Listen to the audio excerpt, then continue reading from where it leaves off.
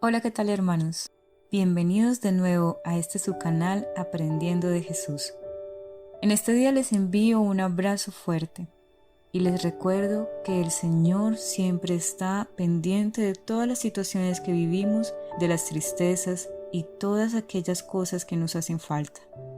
Hace poco escuchaba una reflexión que hablaba que una de las herramientas o la herramienta más eficaz que tiene el enemigo para destruirnos a nosotros es el desánimo. Decía que el desánimo era la herramienta que le ayudaba a acabar más fácil con nuestras vidas. Así que no nos dejemos desanimar, pongamos nuestra vida en las manos del Señor y permitamos que Él haga su voluntad en nosotros. Les invito ahora a escuchar las notas de la hermana Elena G. de White para la lección número 7 de la escuela sabática de este cuarto trimestre del año 2020. Dad a Jehová la honra debida a su nombre, traed ofrenda y venid delante de él, postrados delante de Jehová en la hermosura de la santidad. Primera de Crónicas, capítulo 16, versículo 29. Sábado 7 de noviembre. La adoración en la educación. Cuando se reúnan próximamente para adorar y buscar al Señor, su única meta debiera ser honrar a aquel cuyos requerimientos son equidad y justicia. Su voluntad, manifestada en su palabra, debe ser cumplida al pie de la letra. La norma de la justicia revelada en las vidas de su pueblo debe destacarlos. Debemos mantener la mira puesta en la gloria de Dios y tratar siempre de ser cristianos en el más amplio sentido de la palabra. Comulguen a menudo cada día con Dios y escuchen la voz que dice: Estad quietos y conoced que yo soy Dios. Salmos capítulo 46, versículo 10. A medida que las responsabilidades aumenten debido al progreso del mensaje, las tentaciones también aumentarán. Cuando el volumen de la tarea que hay que realizar ejerza presión sobre el alma, humillen sus corazones delante del Señor, hagan fielmente su parte en la obra y permanezcan fieles a su responsabilidad individual ante Dios. Él no hace acepción de personas, el que obra justicia es justo. Cada día con Dios, página 76. No hay palabras suficientemente fuertes para describir el mal del culto formalista, pero tampoco hay expresiones adecuadas para presentar la profunda bendición del culto genuino. Cuando los seres humanos cantan con el espíritu y el entendimiento, los músicos celestiales se unen en el canto de acción de gracias. Aquel que ha derramado sobre nosotros los dones que nos permiten ser obreros juntamente con Dios, espera que sus servidores cultiven sus voces para poder hablar y cantar en una forma que todos puedan comprender. No es necesario cantar con voz fuerte, sino con clara entonación y pronunciación correcta. Que todos dediquen tiempo al cultivo de la voz, para que la alabanza a Dios pueda ser cantada con tonos claros y suaves, sin voz destemplada que ofendan los oídos.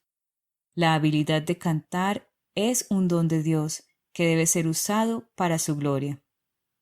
En las reuniones, elegid a varias personas para que participen en el canto, acompañados por instrumentos musicales bien interpretados. No debemos oponernos al uso de música instrumental en nuestro trabajo. Esta parte del servicio debe conducirse con habilidad, porque es la alabanza a Dios mediante el canto. Testimonios para la Iglesia, tomo 9, página 116. En la mente de muchos no hay más pensamientos sagrados relacionados con la casa de Dios que con el lugar más común. Algunos entran en el local del culto con ropas sucias. Los tales no se dan cuenta de que han de encontrarse con Dios y los santos ángeles. Debe haber un cambio radical al respecto en todas nuestras iglesias, a causa de la irreverencia en la actitud, la indumentaria y el comportamiento.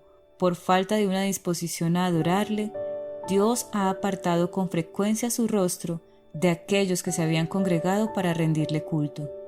Dios ha de ser el tema del pensamiento y el objeto del culto, y cualquier cosa que distraiga la mente del servicio solemne y sagrado le ofende. Testimonios para la Iglesia, tomo 5, página 471.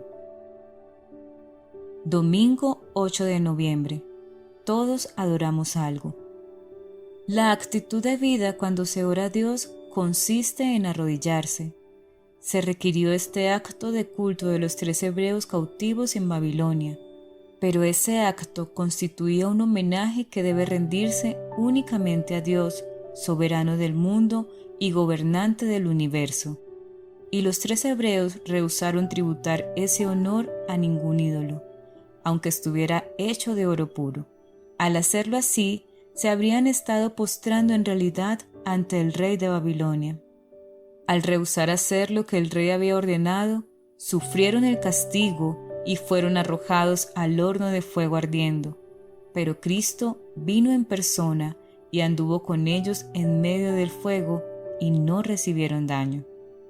Tanto en el culto público como en el privado, nuestro deber consiste en arrodillarnos delante de Dios cuando le ofrecemos nuestras peticiones. Este acto muestra nuestra dependencia de Él. Mensajes selectos, tomo 2, página 360. Los 3 hebreos fueron llamados a confesar a Cristo frente al horno de fuego.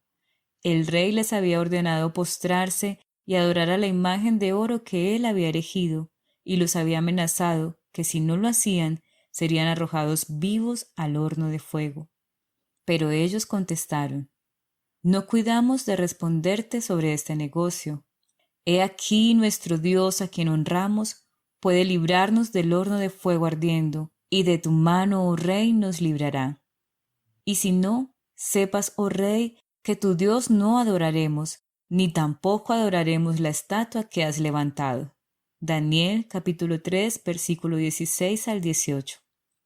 Confesar a Cristo de este modo no era algo baladí, porque sus vidas estaban en juego. Si a vosotros se os pide que paséis en el horno de fuego en el nombre de Cristo, Jesús estará a vuestro lado. Cuando pasares por las aguas, yo seré contigo, y por los ríos no te anegarán. Cuando pasares por el fuego, no te quemarás, ni la llama arderá en ti. Isaías capítulo 43, versículo 2. Nuestra elevada vocación, página 360. La importancia del sábado como institución conmemorativa de la creación consiste en que recuerda siempre la verdadera razón por la cual se debe adorar a Dios, porque Él es el Creador y nosotros somos sus criaturas.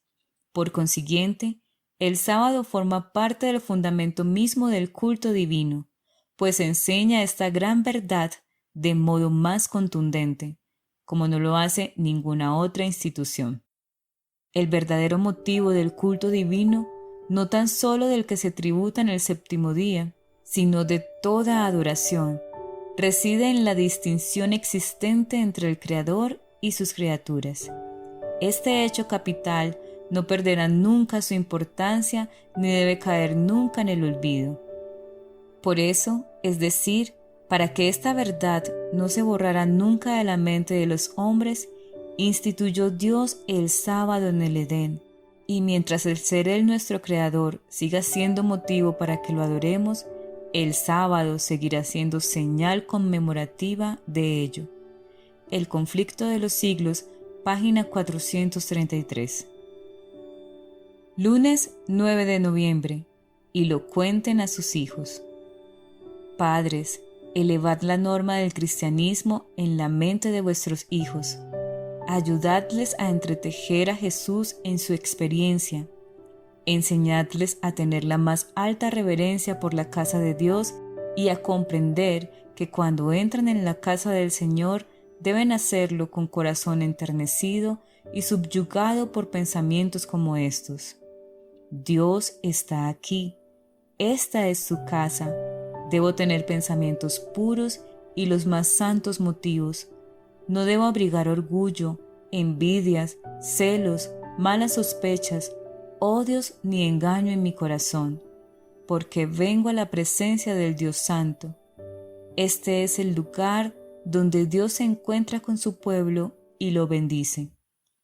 el santo y sublime que habita la eternidad, me mira, escudriña mi corazón y lee los pensamientos y los actos más secretos de mi vida. Hermanos, ¿no queréis dedicar un poco de reflexión a este tema y notar cómo os conducís en la casa de Dios? ¿Y qué esfuerzos estáis haciendo por precepto y ejemplo para cultivar la reverencia en vuestros hijos? Imponéis grandes responsabilidades al predicador y le hacéis responsable de las almas de vuestros hijos, pero no sentís vuestra propia responsabilidad como padres e instructores, ni obráis como Abraham en cuanto a ordenar vuestra casa después de vosotros, para que guarden los estatutos del Señor. Testimonios para la Iglesia, tomo 5, página 466 y 467. Nuestro Salvador no alentaba a nadie a asistir a las escuelas rabínicas de su tiempo, para evitar que sus espíritus fuesen corrompidos por el estribillo. Dicen, o se ha dicho. Entonces, ¿por qué aceptaríamos como suprema sabiduría las palabras inciertas de los hombres cuando disponemos de una sabiduría mayor e infalible? Lo que he visto de las cosas eternas y de la debilidad humana ha impresionado hondamente mi mente y ha influido en el trabajo de mi vida. No veo nada en que el hombre merezca alabanza ni gloria. No veo motivo de confianza ni de alabanza en las opiniones de los sabios de este mundo ni en las de los llamados grandes. ¿Cómo pueden los que carecen de iluminación divina formarse una idea exacta de los planes y caminos de Dios? ¿O niegan a Dios e ignoran su existencia? ¿O circunscriben su poder con sus mezquinos conceptos? Prefiramos que nos enseñe aquel que creó los cielos y la tierra, que ordenó las estrellas en el firmamento y señaló al sol y a la luna su obra respectiva. Está bien que la juventud considere que deba alcanzar el más alto desarrollo de sus facultades intelectuales. No queremos poner límites a la educación que Dios ha hecho ilimitada, pero de nada nos sirve lo que logramos si no lo empleamos para honra de Dios y beneficio de la humanidad. El Ministerio de Curación, página 355. Martes 10 de noviembre. En espíritu y en verdad. Jesús deseaba elevar los pensamientos de sus oyentes por encima de cuanto se refería a formas, ceremonias y cuestiones controvertidas. La hora viene, dijo él, y ahora es cuando los verdaderos adoradores adorarán al Padre en espíritu y en verdad, porque también el Padre tales adoradores busca que le adoren. Dios es espíritu, y los que adoran en espíritu y en verdad es necesario que adoren. Mientras la mujer hablaba con Jesús, le impresionaron sus palabras. Nunca había oído expresar tales sentimientos por los sacerdotes de su pueblo o de los judíos. Al serle revelada su vida pasada, había llegado a sentir su gran necesidad. Comprendió la sed de su alma, que las aguas del pozo de Sicar no podrían nunca satisfacer. Nada de todo lo que había conocido antes le había hecho sentir así su gran necesidad. Jesús la había convencido de que leía los secretos de su vida. Sin embargo, se daba cuenta de que era un amigo que la compadecía y la amaba. Aunque la misma pureza de su presencia condenaba el pecado de ella, no había pronunciado acusación alguna, sino que le había hablado de su gracia que podía renovar el alma. Al oír la mujer estas palabras, la fe nació en su corazón y aceptó el admirable anuncio de los labios del Maestro Divino. El deseado de todas las gentes, páginas 159 y 160. El mensaje de Cristo a la samaritana con la cual había hablado junto al pozo de Jacob había producido fruto. Después de escuchar sus palabras, la mujer había ido a los hombres de la ciudad y les había dicho: «Venid, ved un hombre que me ha dicho todo lo que he hecho. Si quizá es este el Cristo». Ellos fueron con ella, oyeron a Jesús y creyeron en él. Ansiosos de oír más, le rogaron a Jesús que se quedase con ellos, por 2 días él se detuvo allí, y creyeron muchos más por la palabra de él. Juan capítulo 4, versículo 29 y 41. Y cuando sus discípulos fueron expulsados de Jerusalén, algunos hallaron seguro asilo en Samaria. Los samaritanos dieron la bienvenida a estos mensajeros del Evangelio, y los judíos convertidos recogieron una preciosa mies entre aquellos que habían sido antes sus más acerbos enemigos. Los Hechos de los Apóstoles, página 87 y 88. Los siervos de Dios han de ser voluntarios militantes, listos para prestar servicio enseguida de ser avisados. Hermanos míos, de hora en hora se os presentarán oportunidades de servir a Dios. Estas oportunidades llegan y pasan constantemente. Estad siempre listos para sacar el mejor partido posible de ellas. Aquella oportunidad de decir a alguna alma menesterosa la palabra de vida puede no volver a presentarse. Por lo tanto, nadie se atreva a decir: ruégote que me des por excusado. No perdáis oportunidad de dar a conocer a otros las inefables riquezas de Cristo, porque una oportunidad, una vez descuidada, puede pasar para siempre fuera de nuestro alcance. Obreros Evangélicos, página 204 y 205. Miércoles 11 de noviembre. La hermosura de la santidad. Cuando el Espíritu Santo conmueve las mentes humanas, todas las mezquinas lamentaciones y acusaciones entre el hombre y su prójimo serán desechadas. Los brillantes rayos del sol de justicia resplandecerán en los ámbitos de la mente y el corazón. En nuestro culto a Dios no habrá más distinción entre el rico y el pobre, entre el blanco y el negro. Todo prejuicio será disipado. Cuando nos allegamos a Dios, integramos una sola hermandad. Somos peregrinos y extranjeros aquí, destinados a una patria mejor, la celestial. Allí todo orgullo, toda acusación, toda vana ilusión tendrá para siempre un fin.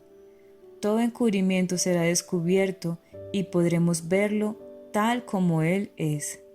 Allí nuestros cantos alcanzarán el tema inspirador, y la alabanza y la gratitud se elevarán hacia Dios. Nuestra casa de oración podrá ser humilde, pero no por eso será menos conocida por Dios. Si adoramos en espíritu y en verdad y en la hermosura de la santidad, ella será para nosotros la misma puerta del cielo. Cuando se repiten las asombrosas lecciones de las obras de Dios y cuando la gratitud del corazón se expresa en oración y canto, ángeles del cielo inician una melodía y se unen en alabanza y agradecimiento a Dios. Estas prácticas rechazan el poder de Satanás. En los lugares celestiales, página 290. Aunque Dios no mora en templos hechos por manos humanas, honra con su presencia las asambleas de sus hijos. Prometió que cuando se reuniesen para buscarle, para reconocer sus pecados y orar unos por otros, Él los acompañaría por su espíritu. Pero los que se congregan para adorarle deben desechar todo lo malo, a menos que le adoren en espíritu y en verdad, así como en hermosura de santidad. De nada valdrá que se congreguen. Acerca de tales ocasiones el Señor declara: este pueblo de labios me honra, mas su corazón lejos está de mí, mas en vano me honran. Mateo capítulo 15, versículo 8 y 9. Los que adoran a Dios deben adorarle en espíritu y en verdad, porque también el Padre tales adoradores busca que le adoren. Juan capítulo 4, versículo 23. Profetas y Reyes, página 35. La casa es el santuario para la familia, y la cámara o el huerto el lugar más retraído para el culto individual. Pero la iglesia es el santuario para la congregación. Debiera haber reglas respecto al tiempo, el lugar y la manera de adorar. Nada de lo que es sagrado, nada de lo que pertenece al culto de Dios debe ser tratado con descuido e indiferencia. A fin de que los hombres puedan tributar mejor las alabanzas a Dios, su asociación debe ser tal que mantenga en su mente una distinción entre lo sagrado y lo común. Los que tienen ideas amplias, pensamientos y aspiraciones nobles son los que sostienen entre sí relaciones que fortalecen todos los pensamientos de las cosas divinas. Felices son los que tienen un santuario, sea alto o humilde, en la ciudad o entre las escarpadas cuevas de la montaña, en la humilde choza o en el desierto. Si es lo mejor que pueden obtener para el Maestro, Él santificará ese lugar con su presencia y será santo para el Señor de los ejércitos. Testimonios para la Iglesia, tomo 5, página 464. Jueves 12 de noviembre. La idolatría en la educación. No deben rebajarse las normas en cuanto a lo que constituye la verdadera educación. Deben elevarse muy por encima de donde ahora están. No son los hombres aquellos a quienes hemos de exaltar y adorar. Es a Dios, el único Dios verdadero y viviente, a quien debemos nuestro culto y reverencia. El Evangelismo, página 102. La sustitución de los mandamientos de Dios por los preceptos de los hombres no ha cesado. Aún entre los cristianos se encuentran instituciones y costumbres que no tienen mejor fundamento que la tradición de los padres. Tales instituciones, al descansar sobre la sola autoridad humana, han suplantado a las de creación divina.